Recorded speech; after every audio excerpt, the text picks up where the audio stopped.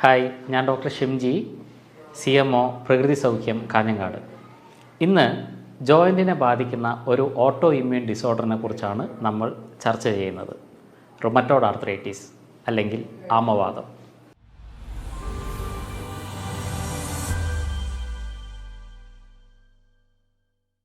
എന്തൊക്കെയാണ് റുമറ്റോയ്ഡ് ആർത്രൈറ്റിസിൻ്റെ പ്രധാനപ്പെട്ട ലക്ഷണങ്ങൾ? സാധാരണഗതിയിൽ ജോയിൻറ്റിനുണ്ടാകുന്ന അതികഠിനമായ വേദന, അതുകൂടാതെ ഇത് ചെറിയ ജോയിൻറ്റിനാവാം, പലപ്പോഴൊക്കെ കാൽമുട്ടിനും ഇത് ബാധിച്ചതായി കാണുന്നുണ്ട്.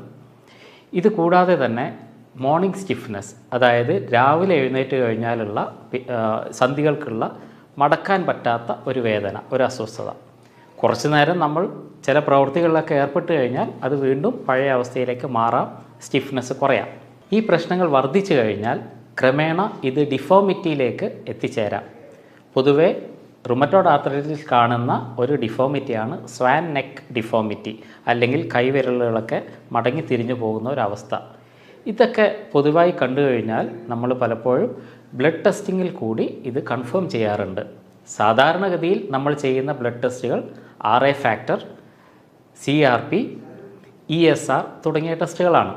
പക്ഷേ ഇപ്പോൾ വളരെ അഡ്വാൻസ്ഡ് ആയിട്ട് ആൻറ്റി-CCP എന്ന് പറയുന്ന ഒരു ടെസ്റ്റും നമ്മൾ ചെയ്യാറുണ്ട്.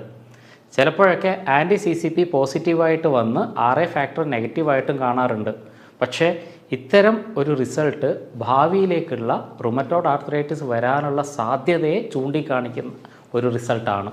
അതുകൊണ്ട് ആൻറ്റി-CCPയും ഇപ്പോൾ വളരെ പ്രമുഖമായ സ്ഥാനം തന്നെയാണ് ഡയഗ്നോസിസിൽ ഉള്ളത്. നമ്മുടെ ശരീരത്തിലെ ഇമ്മ്യൂൺ സിസ്റ്റത്തിൽ വരുന്ന ഒരു മിസ്കമ്മ്യൂണിക്കേഷൻ കൊണ്ടാണ് ഇത് സംഭവിക്കുന്നത്. എന്താണ് ഇതിനുള്ള മൂലകാരണം? ഇതിൻ്റെ പേര് തന്നെ ആമവാദം എന്നാണ്. ആമ എന്ന് പറഞ്ഞാൽ ഇവിടെ ഡൈജസ്റ്റീവ് സിസ്റ്റം, ദഹനം എന്നൊക്കെയാണ് അർത്ഥം. ദഹന പ്രക്രിയയുടെ ഫലമായിട്ട് വരുന്ന ദഹന വ്യവസ്ഥയിലുണ്ടാകുന്ന ചില പ്രശ്നങ്ങളുടെ അനന്തരഫലമായിട്ടാണ് റുമറ്റോയ്ഡ് ആർത്രൈറ്റിസ് ഉണ്ടാകുന്നത്. കുറച്ചുകൂടി സയൻറ്റിഫിക്കായി പറയുകയാണെങ്കിൽ ഇത് ലീക്കി ഗട്ടിൻ്റെ ഭാഗമായിട്ടാണ് വരുന്നത്. ലീക്കി ഗട്ടിലുണ്ടാകുന്ന ലീക്ക്, ആ ലീക്ക് ബ്ലഡിലേക്ക് പോവുകയും ആ ടോക്സിൻസ് രക്തം വഴി സന്ധികളിൽ പോയി അടിയുകയും ചെയ്യുന്നു. അങ്ങനെയുണ്ടാകുന്ന സന്ധികളിലുണ്ടാകുന്ന പ്രശ്നത്തെ, ആ ടോക്സിനെ, ആ വിഷത്തെ പുറന്തള്ളാൻ വേണ്ടി ശരീരം നടത്തുന്ന ആക്രമണമാണ് പൊതുവെ റുമറ്റോയ്ഡ് ആർത്രൈറ്റിസിലേക്ക് നയിക്കുന്നത്. ഗട്ടിൽ വരുന്ന പ്രശ്നങ്ങളാണ് റുമറ്റോയ്ഡ് ആർത്രൈറ്റിസിൻ്റെ ട്രിഗറിങ് ആവുന്നത് എന്ന് നമ്മൾ കണ്ടു. അതുകൊണ്ടാണ് പലപ്പോഴും ബ്രിഞ്ചോൾ പോലെയുള്ള അല്ലെങ്കിൽ പൊട്ടറ്റോ പോലെയുള്ള സാധനങ്ങൾ കഴിച്ചു കഴിഞ്ഞാൽ പെട്ടെന്ന് തന്നെ ഗ്യാസ് ഫോർമേഷൻ ഉണ്ടാവുകയും പിന്നീട് സന്ധി വേദന കൂടുകയും ചെയ്യുന്നത് കണ്ടിട്ടുണ്ട്. ഇതൊക്കെ ഗട്ടുമായിട്ടുള്ള ഇതിൻ്റെ റിലേഷനെ കാണിക്കുന്ന കാര്യങ്ങളാണ്.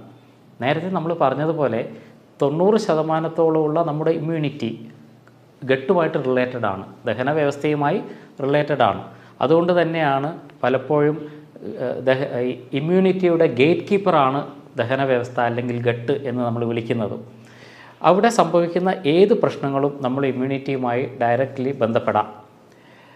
മിക്കവാറും ആൾക്കാരിൽ നമ്മൾ കാണുന്നത്, ഏകദേശം 60% ആൾക്കാരിലും നമ്മൾ കാണുന്നത്, റുമറ്റോയ്ഡ് ആർത്രൈറ്റിസ് വന്ന രോഗികൾക്ക് ദഹന സംബന്ധമായ പ്രശ്നങ്ങൾ ആദ്യകാലത്ത് തന്നെ ഡെവലപ്പ് ചെയ്തിട്ടുള്ളതായി കാണുന്നുണ്ട്. ഉദാഹരണത്തിന് കോൺസ്റ്റിപ്പേഷൻ, ചിലവർക്ക് IBS ഇറിറ്റബിൾ ബൗൾ സിൻഡ്രോം പോലെയുള്ള പ്രശ്നങ്ങൾ, ചിലവർക്ക് പൈൽസ്, ചിലവർക്ക് ഗ്യാസ്ട്രൈറ്റിസ്, ഇങ്ങനെ പല പ്രശ്നങ്ങളും ആദ്യകാലത്ത് ഉള്ളവർക്കാണ് മഹാഭൂരിപക്ഷത്തിനും പിന്നീട് റുമറ്റോയ്ഡ് ആർത്രൈറ്റിസ് ആയിട്ട് അത് മാറുന്നത്. ഇതിൽ വളരെ ഇൻട്രസ്റ്റിംഗ് ആയിട്ടുള്ളൊരു സ്റ്റഡി കൂടിയുണ്ട്. ഫങ്ഷണൽ മെഡിസിനിലെ വളരെ പ്രധാനപ്പെട്ട ഒരു സ്റ്റഡിയുടെ കാര്യം പറയുന്നുണ്ട്. റുമറ്റോയ്ഡ് ആർത്രൈറ്റിസ് ഉള്ളവരുടെ മലം പരിശോധിക്കുന്ന സമയത്ത് അതിനകത്തൊരു പ്രത്യേക ബാക്ടീരിയ, പി കോപ്രി എന്ന് പറയുന്ന ഒരു ബാക്ടീരിയയുടെ പ്രസൻസ് ധാരാളമായി ഉണ്ട് എന്ന് അവർ കണ്ടെത്തുകയുണ്ടായി. അതുകൊണ്ട് തന്നെ പി കോപ്രിയെ കൺട്രോൾ ചെയ്യാനുള്ള മരുന്നുകൾ കഴിക്കുമ്പോൾ മിക്കവർക്കും റുമറ്റോയ്ഡ് ആർത്രൈറ്റിസിൻ്റെ സിംറ്റംസും കുറഞ്ഞു വരുന്നതായിട്ടും കണ്ടിട്ടുണ്ട്. ഇതിൽ നിന്നൊക്കെ വളരെ വ്യക്തമാണ് ദഹന വ്യവസ്ഥയിൽ നിന്നാണ് റുമറ്റോയ്ഡ് ആർത്രൈറ്റിസിൻ്റെ ട്രിഗറിങ് വരുന്നത് എന്നുള്ളത്. ഇതുപോലെ വളരെ ഇൻട്രസ്റ്റിംഗ് ആയിട്ടുള്ള മറ്റൊരു കാര്യമാണ് ഓറൽ കാവിറ്റി. അതായത് ദഹന വ്യവസ്ഥയുടെ ആദ്യ ഭാഗമാണ് ഓറൽ കാവിറ്റി അല്ലെങ്കിൽ വായ. വായേൻ്റെ അകത്തുള്ള ജിഞ്ചിവാലിസ് എന്ന് പറയുന്ന ബാക്ടീരിയ, ഈ ബാക്ടീരിയയുടെ പ്രസൻസും റുമറ്റോയ്ഡ് ആർത്രൈറ്റിസിന് കാരണമാകുന്നു എന്ന് പഠനങ്ങളൊക്കെ തെളിയിച്ചിട്ടുണ്ട്. അപ്പോൾ ദഹന വ്യവസ്ഥയുടെ പൊതുവായിട്ടുള്ള ആരോഗ്യമാണ് റുമറ്റോയ്ഡ് ആർത്രൈറ്റിസിനെ മറികടക്കാനുള്ള ഏറ്റവും നല്ല വഴി എന്ന് മനസ്സിലാക്കാം. അതുകൊണ്ട് തന്നെയാണ് പലപ്പോഴും റുമറ്റോയ്ഡ് ആർത്രൈറ്റിസ് കേസിൽ അല്ലെങ്കിൽ ആമവാത കേസിൽ നമ്മൾ ഓയിൽ പുള്ളിങ് ചെയ്തു കഴിഞ്ഞാൽ റിലീഫ് ഉണ്ടാകുന്നതും. കാരണം ഇത്തരം ബാക്ടീരിയകളെ നശിപ്പിച്ച് കളയാൻ ഓയിൽ പുള്ളിങ്ങിന് കഴിയും. എന്താണ് ഓയിൽ പുള്ളിങ്? 1-2 ടേബിൾ സ്പൂണ് വെളിച്ചെണ്ണ വായിലേക്ക് ഒഴിച്ച് വായിൽ നന്നായിട്ട് റിൻസ് ചെയ്യുക, നന്നായിട്ട് കഴുകിക്കൊണ്ടിരിക്കുക. ഒരു 5-10 മിനിറ്റ് വരെ അത് ചെയ്തിട്ട് ആ എണ്ണ തുപ്പിക്കളയുക. ഇതാണ് ഓയിൽ പുള്ളിങ്. അതുകൊണ്ട് പല ചികിത്സയുടെ കൂടെ ഈ ഓയിൽ പുള്ളിങ് എന്നുള്ളത് വളരെ വളരെ ഇമ്പോർട്ടൻ്റ് ആയിട്ടുള്ള ഒരു റുമറ്റോയ്ഡ് ആർത്രൈറ്റിസ് മാനേജ്മെൻ്റ് ആണെന്ന് നമുക്ക് മനസ്സിലാക്കാം. റുമറ്റോയ്ഡ് ആർത്രൈറ്റിസിനെ മറികടക്കാനുള്ള 2 സിമ്പിളായിട്ടുള്ള ടെക്നിക്കുകളാണ് നമ്മൾ ഡിസ്കസ് ചെയ്യുന്നത്. അതിലൊന്ന് റിമൂവ്, 2 റിപ്പയർ. ആദ്യമായി റിമൂവ്. എന്താണ് നമ്മൾ റിമൂവ് ചെയ്യേണ്ടത്, മാറ്റേണ്ടുന്ന പ്രധാന കാര്യങ്ങളിൽ ഒന്ന് ഗ്ലൂട്ടനാണ്, മറ്റൊന്ന് വീറ്റ് പ്രോട്ടീനാണ്, വീറ്റിലടങ്ങിയിട്ടുള്ള മാംസ്യം. 3 ഡയറി പ്രോട്ടീൻസ് അല്ലെങ്കിൽ പാൽ ഉൽപ്പന്നങ്ങളിൽ അടങ്ങിയിട്ടുള്ള പ്രോട്ടീൻ നമ്മൾ മാറ്റേണ്ടതാണ്. അതേപോലെ തന്നെ നൈറ്റ് ഷെയ്ഡ് വെജിറ്റബിൾസ്, ബ്രിഞ്ചോൾ പോലെയുള്ള വഴുതന പോലെയുള്ള വെജിറ്റബിൾസ് കഴിച്ചാൽ നമുക്ക് ഈ പ്രശ്നങ്ങൾ കൂടി വരുന്നതായിട്ട് കാണാം. അങ്ങനെ ഇത്തരത്തിലുള്ള ഭക്ഷണങ്ങളെ പൂർണ്ണമായിട്ട് ഒഴിവാക്കുക. ഒരു പരിധിവരെയെങ്കിലും ഗ്രെയിൻസ് കുറക്കുന്നതും റുമറ്റോയ്ഡ് ആർത്രൈറ്റിസിൻ്റെ മാനേജ്മെൻറ്റിന് വളരെ ഇമ്പോർട്ടൻ്റ് ആയിട്ടുള്ള കാര്യമാണ്. രണ്ടാമതായിട്ട് നമ്മൾ ചെയ്യേണ്ടത് റിപ്പയറാണ്. എന്താണ് റിപ്പയർ ചെയ്യേണ്ടത്? 2 കാര്യങ്ങളാണ് നമ്മൾ റിപ്പയർ ചെയ്യേണ്ടത്. ഒന്ന് ഗട്ട്, ദഹന വ്യവസ്ഥ. രണ്ടാമത് എഫക്റ്റഡ് ആയിട്ടുള്ള ജോയിൻറ്റ്സ്. ഈ 2 കാര്യങ്ങൾ റിപ്പയർ ചെയ്യുന്നതാണ് ഏറ്റവും ഇമ്പോർട്ടൻ്റ് ആയിട്ട് ചെയ്യേണ്ടത്. അതിലൊന്ന് റിപ്പയറിങ് ഓഫ് ഗട്ട്, ദഹന വ്യവസ്ഥയെ എങ്ങനെ റിപ്പയർ ചെയ്യാം. അതിൽ ഏറ്റവും ആദ്യമായിട്ട് ചെയ്യേണ്ടത് പ്രോബയോട്ടിക്സ് തന്നെയാണ്. നല്ല ബാക്ടീരിയയെ ശരീരത്തിനകത്തേക്ക് കയറ്റി വിടുക എന്നുള്ളതാണ് ഏറ്റവും നല്ലൊരു മെത്തേഡ്. അതുകൊണ്ട് തന്നെയാണ് പലപ്പോഴും പ്രോബയോട്ടിക് സപ്ലിമെൻറ്റ്സ് കൊടുത്തു കഴിഞ്ഞാൽ റുമറ്റോയ്ഡ് ആർത്രൈറ്റിസിൽ അതിൻ്റെ ലക്ഷണത്തിൽ ഗണ്യമായ കുറവ് വരുന്നതായിട്ട് കാണാൻ വേണ്ടി പറ്റും. മറ്റൊന്ന് നമ്മുടെ ജോയിൻസിൻ്റെ റിപ്പയറാണ്. എങ്ങനെയാണ് ജോയിൻസിനെ റിപ്പയർ ചെയ്യുക? ഇതിനകത്തുള്ള ഇൻഫെക്ഷ്യസ് ആയിട്ടുള്ള മൈക്രോ ഓർഗാനിസത്തിനെ അല്ലെങ്കിൽ രോഗാണുക്കളെ പുറത്തേക്ക് കളയുക എന്നുള്ളതും വളരെ ഇമ്പോർട്ടൻ്റ് ആയിട്ടുള്ളൊരു കാര്യമാണ്. അതിനുവേണ്ടി ഏറ്റവും സാധാരണയായിട്ട് ഉപയോഗിക്കാൻ പറ്റുന്ന ഒരു ഹെർബാണ് വാദംകൊല്ലി എന്ന് പറയുന്നത്. വാദംകൊല്ലിയുടെ ഉപയോഗം റുമറ്റോയ്ഡ് ആർത്രൈറ്റിസിന് വളരെയധികം ഗുണം ചെയ്യുന്നതാണ്. രണ്ടാമത്തതാണ് ബോസ്വീലിയ അല്ലെങ്കിൽ ഷെല്ലക്കി എന്ന് വിളിക്കുന്ന ഹെർബ്. ഈ 2 ഹെർബുകളുടെയും എഫക്റ്റീവായിട്ടുള്ള ഉപയോഗവും പറയുന്ന റുമറ്റോയ്ഡ് ആർത്രൈറ്റിസിൻ്റെ ജോയിൻറ്റിൻ്റെ റിപ്പയറിന് ഒത്തിരി സഹായിക്കുന്ന ഘടകങ്ങളാണ്. അപ്പോൾ ഗട്ടും അതേപോലെ തന്നെ ജോയിൻറ്റും റിപ്പയർ ചെയ്യാനുള്ള ഹെർബുകളുടെ എഫക്റ്റീവായിട്ടുള്ള ഉപയോഗവും നമുക്ക് റുമറ്റോയ്ഡ് ആർത്രൈറ്റിസിൽ നിന്ന് ഒരു വലിയ പരിധിവരെ സംരക്ഷണം തരുന്നതാണ്. ഇതുപോലെ തന്നെ വളരെ ഇമ്പോർട്ടൻ്റ് ആയിട്ടുള്ള മറ്റൊരു കാര്യമാണ് ജോയിൻറ്റിൻ്റെ മൊബിലൈസേഷൻ, ജോയിൻറ്റിന് കൊടുക്കുന്ന ചലനങ്ങൾ. അപ്പോൾ കൃത്യമായ രീതിയിലുള്ള വ്യായാമങ്ങൾ, പ്രത്യേകിച്ച് യോഗ പോലെയുള്ള വ്യായാമങ്ങൾ അല്ലെങ്കിൽ ലൂസനിങ് എക്സസൈസുകളൊക്കെ വളരെ നന്നായിട്ട് റുമറ്റോയ്ഡ് ആർത്രൈറ്റിസിൻ്റെ അഡ്വാൻസിനെ തടുക്കുന്നതായി കണ്ടിട്ടുണ്ട്. അല്ലെങ്കിൽ ഇത് കൂടുതൽ മോശമാകാതെ ഇരിക്കാനും അതുപോലെ മോർണിംഗ് സ്റ്റിഫ്നെസ് കുറക്കാനും സഹായിക്കുന്നതായി കണ്ടുവരുന്നുണ്ട്. അതുകൊണ്ട് കൃത്യമായ രീതിയിലുള്ള വ്യായാമങ്ങളും റുമറ്റോയ്ഡ് ആർത്രൈറ്റിസിനെ സംബന്ധിച്ചിടത്തോളം വളരെ വളരെ ഇമ്പോർട്ടൻ്റ് ആയിട്ടുള്ള ഒരു ഘടകമാണ്.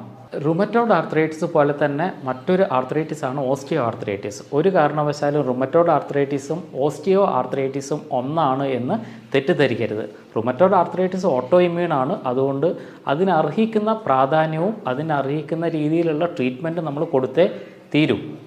അപ്പോൾ ഇൻഫ്ലമേഷൻ കുറക്കാൻ വേണ്ടി സഹായിക്കുന്ന ഡയറ്റ് പാറ്റേൺ നമുക്ക് ഏകദേശം അറിയാം. അതിൻ്റെ കൂടെ ആൻറ്റി ഇൻഫ്ലമേറ്ററി പ്രോപ്പർട്ടിയുള്ള ഒമേഗ-3യുടെ ഉപയോഗവും ഒത്തിരി ഗുണം ചെയ്യുന്നതായിട്ട് കാണാം.